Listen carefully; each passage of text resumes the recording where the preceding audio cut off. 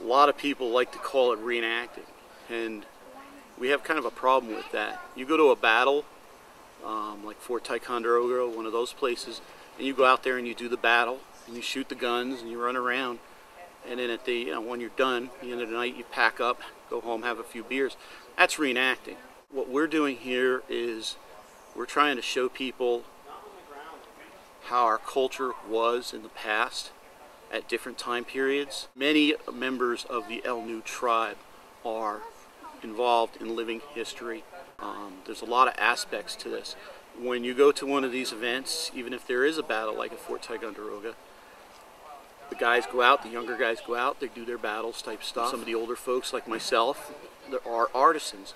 We teach people, we'll sit up and we'll set up a demonstration on how pipes are made, or we'll do some singing or storytelling or whatever it is. And come nighttime, we have a feast and everybody comes down and we have singing and dancing at night. So what we have is we have a rich cultural tradition in the past, and we have today a desire among many people to reestablish those cultural traditions.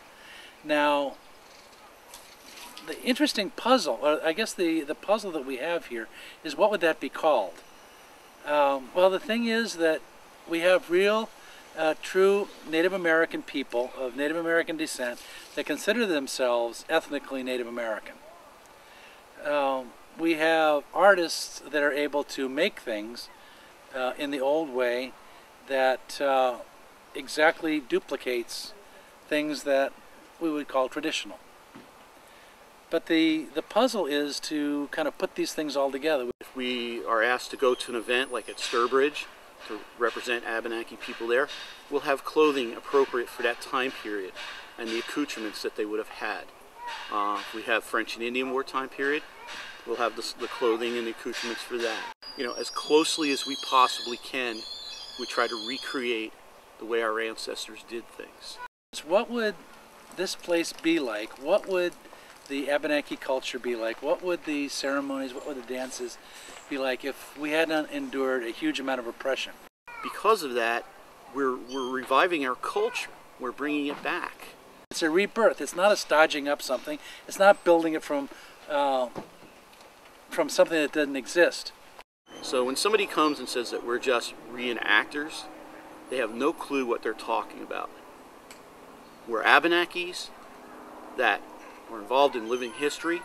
It's a strange fact because I'm dressed in clothing of my ancestors and I sit and I do singing. I'm still considered a reenactor and not a singer. But yet if I wear a pair of blue jeans and I go to a powwow and I sing on a drum, I'm a singer all of a sudden. Or if I'm sitting there making a pipe, or my wife is doing some wampum belt work, she's an artisan if she's sitting at a museum. But yet when she sits here dressed in period clothing, she's a reenactor.